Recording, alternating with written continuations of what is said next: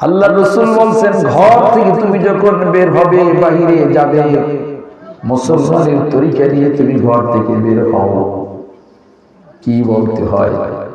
বলতে হয় বিসমিল্লাহি তাওয়াক্কালতু আলাল্লাহ লা হাওলা ওয়ালা কুওয়াতা ইল্লা বিল্লাহ। আমরা কি ঘর থেকে বের হওয়ার সময় সবাই বলি? এই যে বাজারে যান, নামাজ পড়তে যান, জমাজমি চাষ করতে যান, এই যাওয়ার মধ্যে জীবনে যতবার আপনি গেছেন, যদি না পড়েন এতগুলি সুন্নাত আপনার কাছ থেকে বিয়োগ হয়ে গেছে। আর যারা এই আমলটা করে প্রতিবার বের হওয়ার সময় তার হাতে এক একটা সুন্নাত জিন্দা হয়ে গেছে। রাসূল বলেন, ঘর থেকে বের হওয়ার সময় তুমি কি পড়বে? বিসমিল্লাহি তাওয়াক্কালতু আলাল্লাহ, আল্লাহর নামে রওনা করলাম, তার উপরে ভরসা করে ঘর থেকে বের হইলাম। লা হাওলা ওয়ালা কুওয়াতা ইল্লা বিল্লাহ। মর্ম হলো, আল্লাহ বাসায় আবার ফিরবার আগ পর্যন্ত যত নেকের কাজ করব, ভালো কাজ করব, এটা আমার কোনো ক্ষমতা নাই, একমাত্র আল্লাহ তুমি যদি ক্ষমতা না দাও।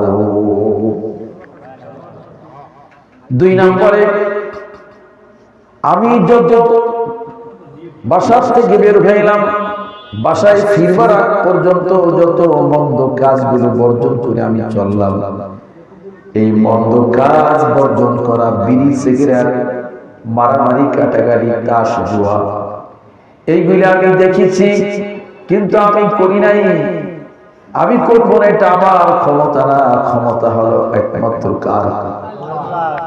এই হলো লা হাওলা ওয়ালা কুওয়াতা ইল্লা বিল্লাহ মর্ম।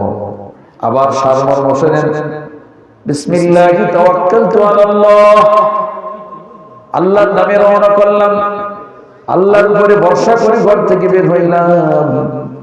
লা হাওলা ওয়ালা কুওয়াতা ইল্লা বিল্লাহ। বাসায় ফিরবার আগ পর্যন্ত যত ভালো কাজ, আর বাসায় ফিরবার আগ পর্যন্ত মন্দ কাজ বর্জন করার ক্ষমতা আমার নাই, আল্লাহ তোমার উপরে ভরসা করে বের হইলাম। এইখানে যে কথাটা বলতে চাই সেইটা সামনে আসতেছে। আরেকটা দোয়া রাসূল শিখিয়েছে, মুমিন তুমি ঘর থেকে বের হওয়ার সময় আরেকটা শব্দ বলো, আল্লাহুম্মা সাল্লিমনি ওয়া সাল্লিম মিন্নি। আয় আল্লাহ, আমি যে ঘর থেকে বের হইলাম, তুমি সব বিপদ আপদ থেকে আমাকে তুমি নিরাপদে রাখো। ওয়া সাল্লিম মিন্নি, আর আমার হাত, আমার জবান থেকেও অন্যদেরকে আল্লাহ তুমি নিরাপদে রাখিও। এইগুলি সুন্নাত, খবর আছে সুন্নাতের। আমি তো এটা যখন পড়ি গেলাম, আল্লাহ কি দরখাস্তটা দিয়ে বাসার থেকে বের হইলাম, আল্লাহুম্মা সাল্লিমনি, আল্লাহ আমি যে বাহিরে যাচ্ছি মানুষের এবং সব রকমের বিপদ থেকে তুমি আমাকে রক্ষা করিও। ওয়া সাল্লিম মিন্নি, আর আমার হাত, আমার জবান থেকে যাতে কেউ কষ্ট না পায়। এই চিন্তা করে যদি বাসার থেকে বের হন, তাহলে আপনি কেন মানুষকে গালি দিবেন? গালি দিবেন না, কষ্ট দিবেন না, ঝগড়া করবেন না, কোন ব্যক্তিকে বিপদে ফেলাবেন না। তার কারণ বের হওয়ার সময় রবের দরবারে দরখাস্ত দিয়ে বের হয়েছেন, আল্লাহ আমি বাসায় ফিরবার আগ পর্যন্ত আমার জবান, আমার হাত কোন মাখলুকাতকে কষ্ট দিবে না। আমাদের দ্বারা তো বউই তো শান্তি নাই, সন্তানরাও নাই, আর সন্তানদের দ্বারা বাবা শান্তি দেয়, স্ত্রীর দ্বারা স্বামী শান্তিতে নাই। যদি শরীয়তের এই সুন্নাতগুলি সবার মধ্যে থাকতো, আহারে কি না শান্তি এর মধ্যে।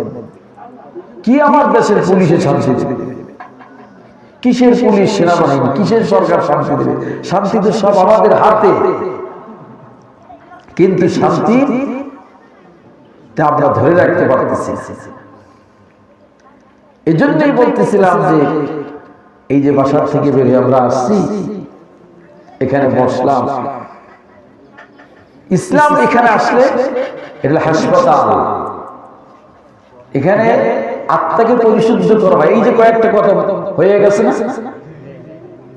অস্ত সারা রাত অনেকেই শুনে, কিন্তু ফজরের পর জিজ্ঞাসা করলে মূল কি কি পয়েন্ট শুনছেন, তখন এইরকম চমক লাগানোর মতো দুই চারটা কথা যেটা আমার এই মুহূর্তে এখনই দরকার, জিজ্ঞাসা করলে বলতে পারে না। কিন্তু এখন যে কথাটা বললাম এটা আপনার দরকার আছে না নাই? এটা বুঝেন না কেরা? সবাই বুঝছে না? লাগবে কি না? যদি এই কথাটা আপনি কাজে লাগান, কালকের থেকে মরণ পর্যন্ত শুয়ারের বাচ্চা বললে গালি দেওয়া বন্ধ হয়ে যাবে। আর কোন গালি দিতে পারবেন না, যেহেতু বাসার থেকে দরখাস্ত দিয়ে বের হইতেছে। কার কাছে দরখাস্ত? জোরে বলেন কার কাছে? আল্লাহ রাব্বুল আলামিনের কাছে। কি দরখাস্ত দিয়ে বের হইলাম? সবাই বলেন বিসমিল্লাহি তাওয়াক্কালতু আলাল্লাহ লা হাওলা ওয়ালা কুওয়াতা ইল্লা বিল্লাহ আল্লাহুম্মা সাল্লিমনি ওয়া সাল্লিম মিন্নি।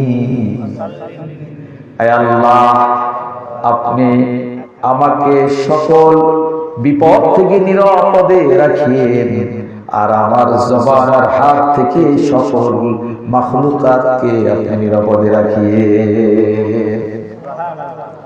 এখানে তো কতগুলি সুন্নাত আছে। বাসার থেকে বের হওয়ার সুন্নাত হলো এইটা।